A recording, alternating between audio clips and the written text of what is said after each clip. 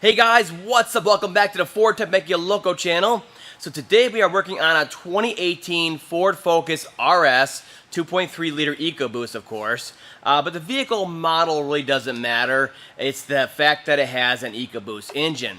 Now what's common with EcoBoost engines is for the engines to start having drivability issues once they rack up some mileage on them due to carbon buildup on the back side of the intake valves because they're never getting washed off by port fuel injection like the vehicles back in the day. All right, so everything's direct injection now, and we're not getting that wash in the backside of the valves.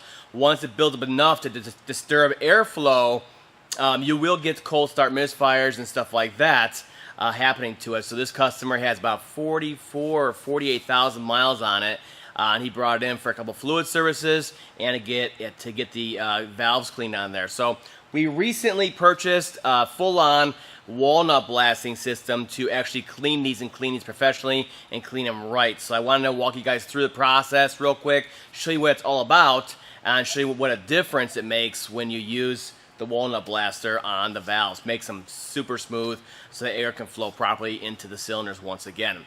Let's go ahead and go to the vehicle, we'll talk about it a little bit more, and then we'll get to it. Okay, let's check this thing out. So this right here is the media blaster machine. So basically it has a hopper down below inside of there for all the new Walnut blasting media that gets siphoned out through this hose with an air connection up and over and gets injected into the intake runners to clean those intake valves on there. And then it has a vacuum built into it also that will suck it right back out of there, put it into a filtered area up top there so you can reuse it a couple times before you got to dump it and start fresh with new Walnut blasting media. All right, so I finally found one that seemed to be pretty decent, so I went ahead and bought it. The machine costs around $500 or so, but if you're doing it professionally, it's definitely worth it. If you want to do it on the side or some side work or something like that, you can make some money with this machine. Now, I also have a video on how to clean these intake valves manually with picks and brushes and stuff like that. Either way, I get basically the same result, but the Walnut blaster cleans them super clean and polishes them pretty darn quick. So either way you would do it, you have to pull the intake. So it is an invasive procedure, but it's the absolute best way to do it is to pull the intake off, get it out of the way so you can have direct access to those intake ports and really get in there and clean them. The good thing about the EcoBoost engines is that, you know, all the intakes are right here in the front. So once you unbolt it and get it out of the way, I mean, it's right here, nice and easy. Get a light down there and work on it, and you're not reaching over the engine to the backside like the older Ford four-cylinder engines. So it's nice and easy once the intake's out of the way. So let's talk about the intake. So you have two methods to clean. You have three methods to clean these valves. You can media blast them, pick them manually and blow them out, or you can use chemicals. Okay. So this right here is a fuel induction service machine from BG, and BG makes really good chemicals, but Ford early on mentioned that they were finding with standard induction services that it was actually ruining and destroying the turbos, which is never good. So I have a whole video on that, how the engineers basically called me and said that they're finding in the labs that the induction chemicals were ruining the turbos on the way out, heating them up and stuff like that, ruining the bearings and the seals and everything that's inside of there. So BG, you know, they've been doing this a long time, even before they got into the direct injection game. They've been using their GDI chemicals since 2010, and they've had zero issues with it. So it's up to you, but the problem with this particular application, the four cylinders, is that the intake bolts up just like this to the front of the engine, okay? And the throttle body is pointing directly down. Now, the way you inject the chemicals into there is you use this little S hook right here. You get up in there, point it up at the throttle plate, and then you run the engine. And it kind of sucks it through and it atomizes the stuff. So what I found, though, with it pointing directly down, is more often than not, the atomized fluid's kind of collecting on the plate right here. That's colder. and it's condensating and just kind of drips back down into the air intake stream there. And not much of it actually makes it into the intake runners on here. Now the other problem though is the intake runners themselves. So it is a manifold, okay? So by nature, by natural design of it, these two cylinders are more direct, 2 and 3, to flow into there. So you're gonna clean these two much better than these over here, 1 and 4, all right? And the other problem with that is also what contributes to this, and that is the oil carryover from the PCV system, okay? So the PCV system on all the Ford 4-cylinders, they connect in right here in the center, and the idea is it'll suck it in, oil vapors, through the PCV system, and it'll distribute them to each one of the cylinders. They burn off, and they go from there. Well, the problem is, I've seen it with the buildup and how much oil is passed through here. They're getting drawn into cylinders 2 and 3 right here more than anything else, whereas this cylinder and this cylinder, they're not getting much of it. So you'll see a lot of buildup on the valves on cylinders 2 and 3, and that's where you'll start getting misfires and stuff like that from. All right. So again, with the Ford 4-cylinder engines especially are prone to having this carbon buildup issue, whereas the 3.5 Ecoboost and the trucks and stuff like that, it builds up, but it doesn't cause as much of an issue as it does in the 4-cylinders because of the intake design that's jamming all that carryover oil into these 2 cylinders right here. All right. So once the intake is out of the way, what you need to do in any situation is make sure the valves are closed. The 2 intake valves are closed, and they're going to close at the same time, but you need to make sure they're actually closed. So you need to get a good, pen light down in there and really look down in there to make sure. All right. So on this job, we already we've already cleaned 1, 2, and 3 on here, and then number 4 we're going to do here together here in a second. Now what's nice about the 4-cylinder engines is a lot of times you got to pull the intake off. I've seen it more than once. Go pull the intake off to look down into the intake runners here, and you'll notice 2 or 3 out of the 4 cylinders are going to be closed off completely, and that was the case here. So 1, 2, and 3 were completely closed off, ready to go, ready to blast, and number 4 was open. So in that situation, what I do to the cylinders that are still open, the valves that are still open, is I will tape them closed. Where is the tape? So what I use is this Automotive tape, 3M masking tape from 3M. That's Automotive, so basically it's masking tape, but it's a little bit stronger, so that it can be safely used in the situation. And I double it up, and I'll clean the head here, and I'll tape it off to the cylinders that are open, the valves that are open, and then just concentrate on these. Once these are cleaned out, good to go, we can go ahead and start concentrating on this one right here. So I'll get you down in here so you can see what it looks like when the intake valves are starting to get caked up, okay? I'm gonna try to zoom you as best I can so you can see this, okay? So you can see it down in there just a little bit. Let me get you to this one. I think I can get you in here better.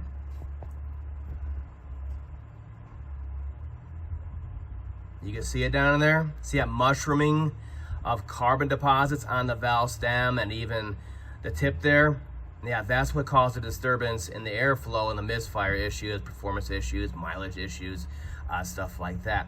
The other thing you notice here is the valve is down, and you can see it's pretty much extended all the way, and it is open. So that is why you need to take the cylinder off when you're blasting the other cylinders. All right.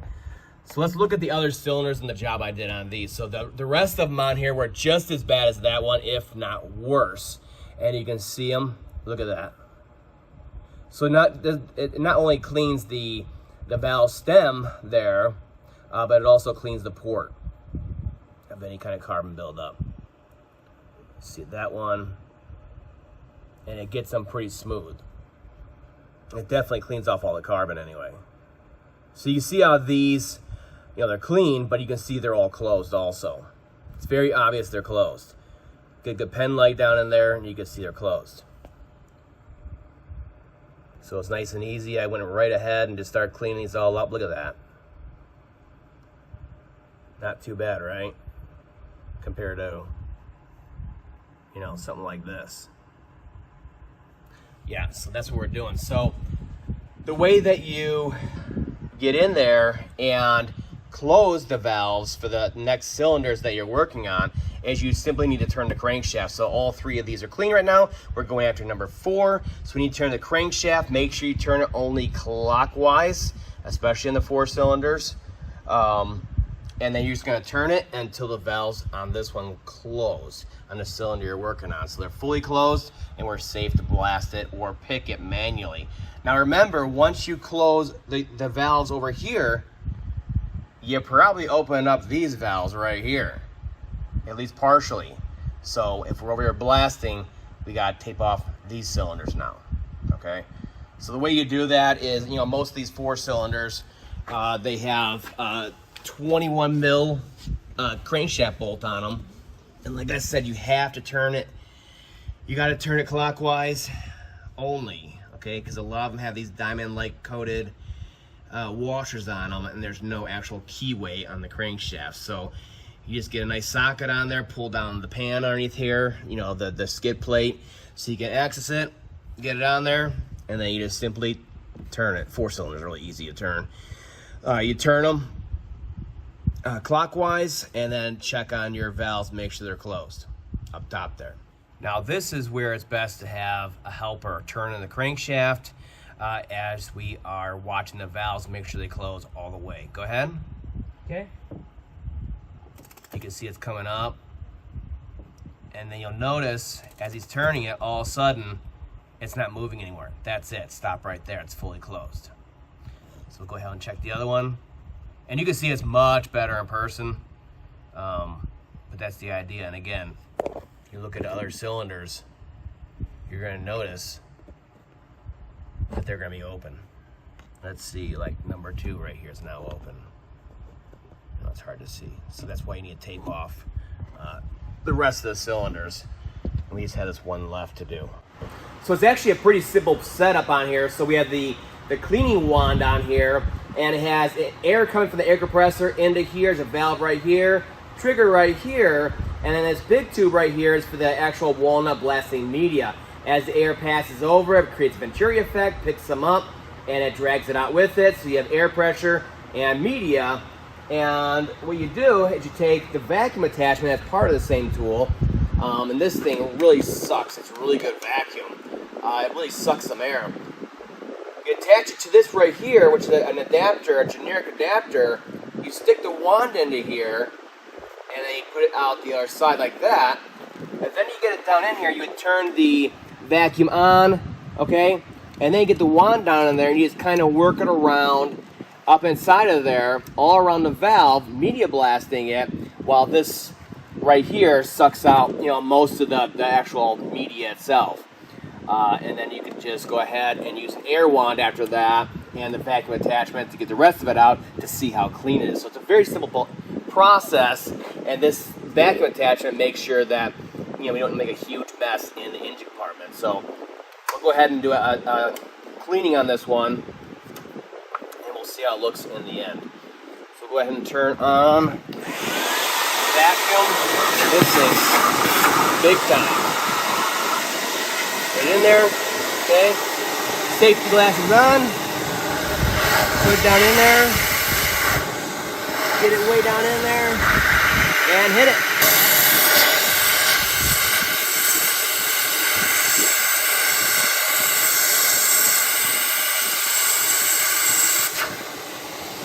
I'll do this one.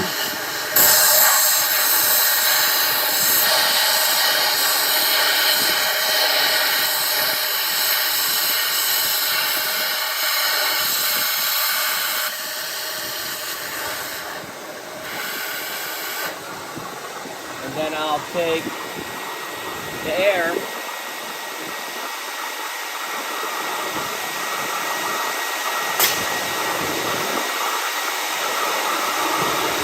use my air wand, the vacuum,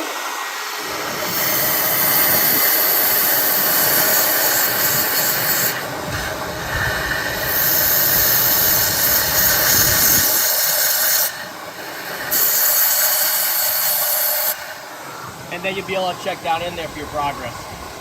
Okay, let's take a look and see what our progress looks like. Now that was a real quick blast with the media gun. There we go. But I like to go in there, blast it a little bit, see where the areas I need to concentrate on, and then go from there. Also, some of the media will actually get, you know, built up in there, and it'll kind of block you from, you know, directly blasting the carbon. So I like to get it out there every once in a while. You can see the front side here is pretty clean, but the back side, you can see how much is on there. And we just need to kind of move it around a little more and keep going. It's gonna take 2-3 applications to really get in there. Same thing on this side. And this right here just illustrates why you wanna use, you know, a manual cleaning method of picks and brushes or a media blaster, because this carbon is very, very hard. Think about it, this intake valve never gets cooled off by a fuel spraying because there's no port fuel injection. So it's a very hot valve. The oil gets carried over the carbon and the fuel system, and it just sits there and builds up on there and bakes on there real hard. So you use an over-the-counter, you know, cleaner, and you're gonna think everything's great. You're not doing anything. It will not just magically wash off these valves. You must get in here and manually clean them like this. Okay, so after a couple more blastings and each one of these intake ports on here, let's see how clean the port and the valves are. I'll try to get you in here and focused so we can see in the best we can. See how we did. There we go. You can see it's hard to tell with the camera and the quality, but they're nice and clean and smooth. All the carbon is gone. Let's go ahead and check the one next to it. There it is. That one looks a little bit better. You can see how well it cleans the intake valve and even the intake runner port there in the cylinder head. It's a good thing to do for sure every 40 to 60,000 miles to keep your Ecoboost running in tip-top shape. That's all for now. I'll see you guys next time.